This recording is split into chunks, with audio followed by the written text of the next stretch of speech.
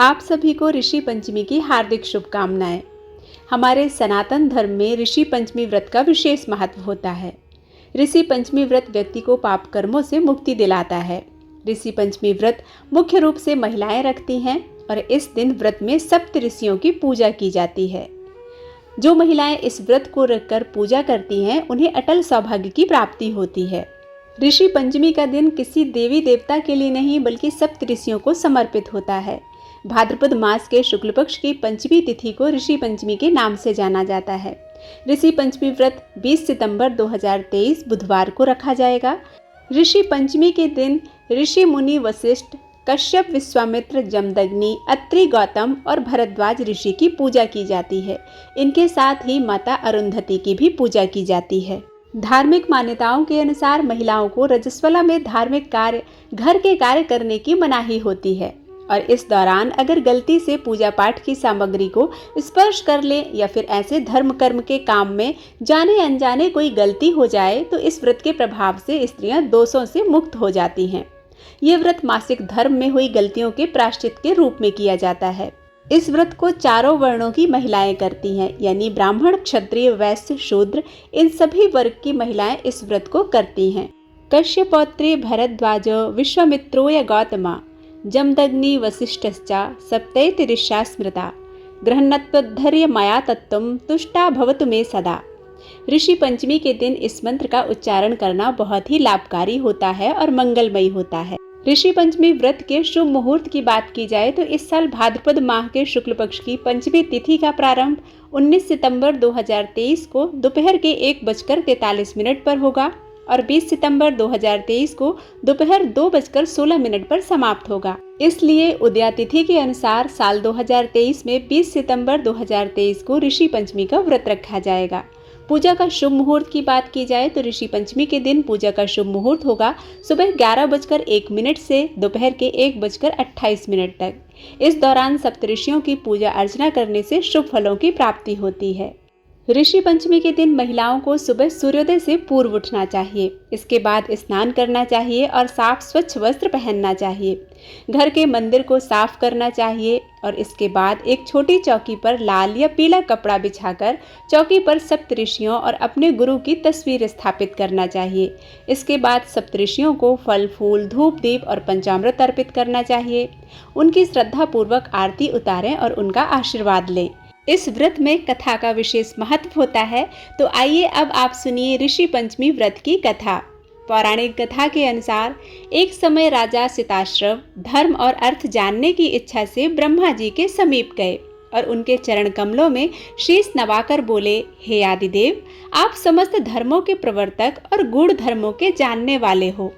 आपके मुख से धर्म चर्चा का श्रवण कर मेरा मन महान शांति प्राप्त करता है। भगवान के चरण कमलों में प्रीति बढ़ती है। वैसे तो आपने मुझे नाना प्रकार के व्रतों के विषय में उपदेश दिए हैं। अब मैं आपके मुखारविंद से उस श्रेष्ठ व्रत को सुनने की अभिलाषा रखता हूँ जिसके करने से प्राणी के समस्त पापों का नाश हो जाता है। राजा के इन वचनों को सुनकर ब्रह्मा जी ने कहा, हे राजन, तुम्हारा प्रश्न अति उत्तम और धर्म के प्रति विश्वास जगाने वाला है। मैं तुमको समस्त पापों को नष्ट करने वाला सर्वोत्तम व्रत सुनाता हूँ। यह व्रत ऋषि पंचमी के नाम से विख्यात है। इस व्रत को ग्रहण करने वाला प्राणी अपने समस्त पापों से सहज ही छुटकारा पा लेता है। उसे नरक में कदापि नहीं जाना पड़ता। इस व्रत का एक अति प्राचीन इतिहास और भी है। उस इतिहास को मैं तुम्हारे सम्मुख वर्णन करता हूँ। एक समय की बात है कि विदर्भ देश में उतंक नामक ब्राह्मण अपनी पतिव्रता पत्नी के साथ निवास किया करता था। उस ब्राह्मण दंपत्ति के एक पुत्र और एक पुत्री थे। उसके पुत्र का नाम सुविभूषण था। वह कुशाग्र और तीक्ष्ण बुद्धि वाला था। उसने अल्पकाल में ही चारों वेदों को पढ़ लिया था। हे राजन, उतंक ने अपनी पत्नी के परामर्श से अपनी पुत्री का विवाह एक सुयोग्य ब्राह्मण कुमार के साथ कर दिया। लेकिन भगवान की गति ही कुछ ऐसी थी कि कन्या विवाह के 1 माह पश्चात ही विधवा हो गई। इसलिए विधवा होने के पश्चात वह कन्या अपने धर्म का पालन करती हुई अपने पिता के यहाँ रहकर ही अपने समय को व्यतीत करने लगी।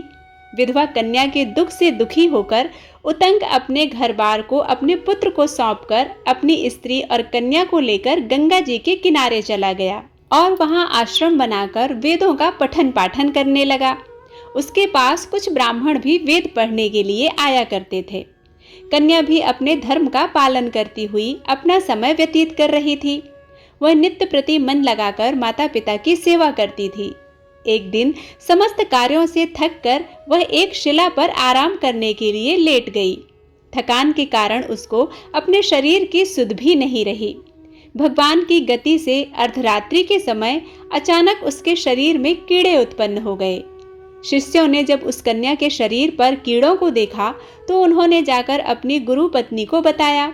कन्या के शरीर में कीड़े पड़ जाने की बात सुनकर ब्राह्मणी कातर स्वर से विलाप करती हुई उसी शिला के पास पहुंची जहां उसकी कन्या बेसुध पड़ी थी।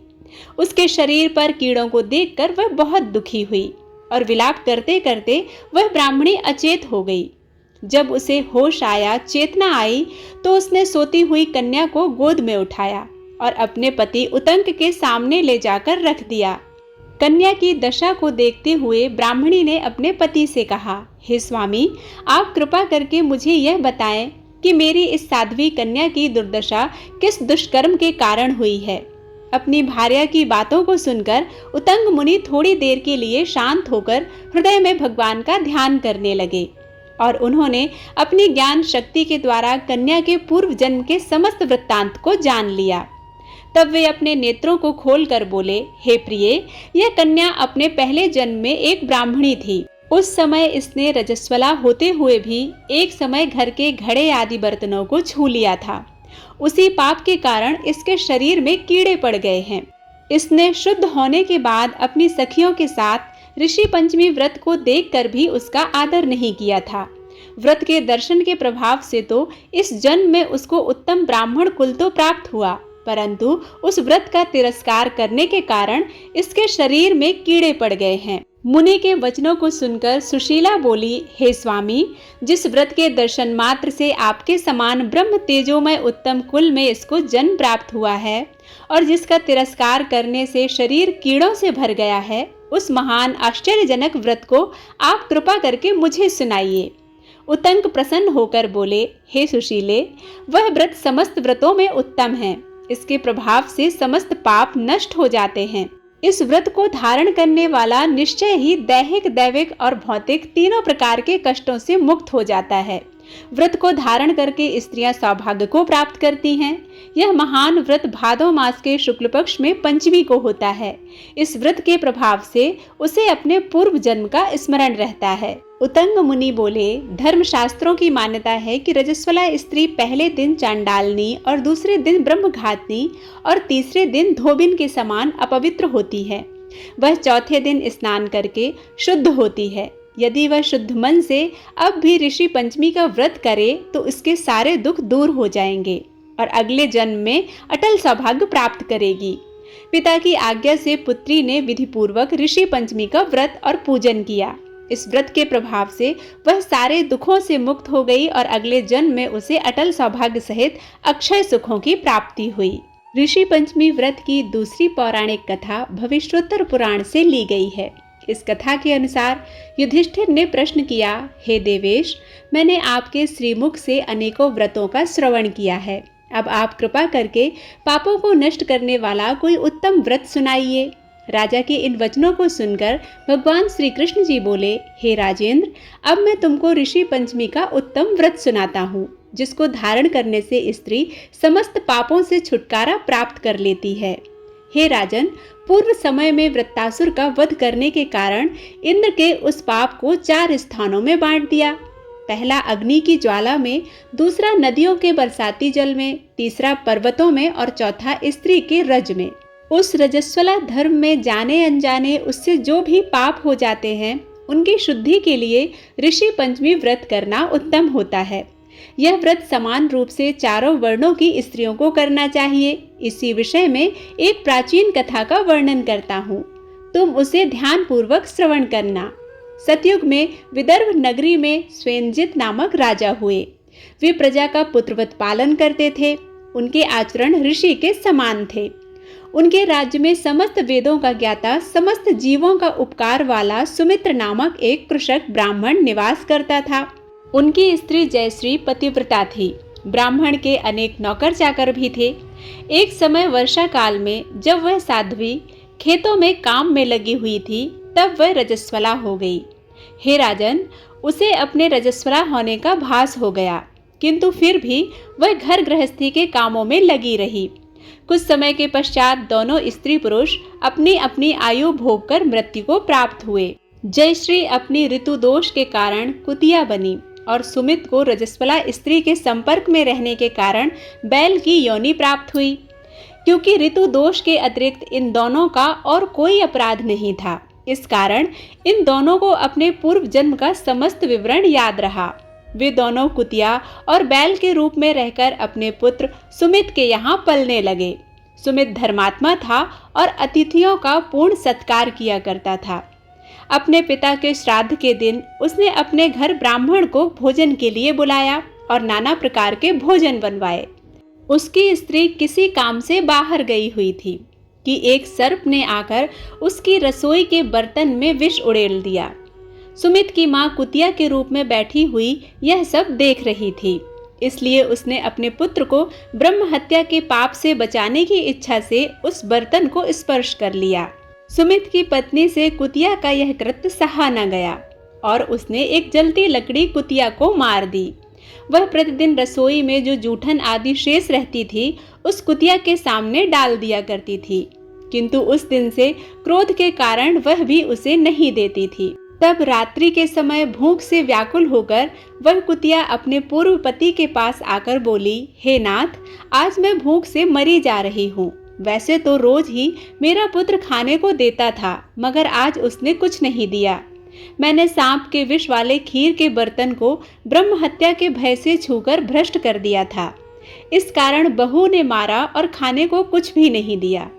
तब बैल ने कहा, हे भद्रे, तेरे ही पापों के कारण मैं भी इस योनि में आ पड़ा हूँ। बोझा ढोते ढोते मेरी कमर टूट गई है। आज मैं दिन भर खेत जोतता रहा, मेरे पुत्र ने भी आज मुझे भोजन नहीं दिया और ऊपर से मारा भी बहुत है। मुझे कष्ट देकर श्राद्ध को व्यर्थ कर दिया।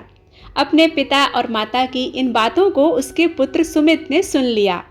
उसने उसी समय जाकर उनको भर पेट भोजन करवाया और उनके दुख से दुखी होकर वन में जाकर उसने ऋषियों से पूछा, स्वामी, मेरे माता पिता किन कर्मों के कारण इस योनि को प्राप्त हुए और किस प्रकार उससे छुटकारा पा सकते हैं?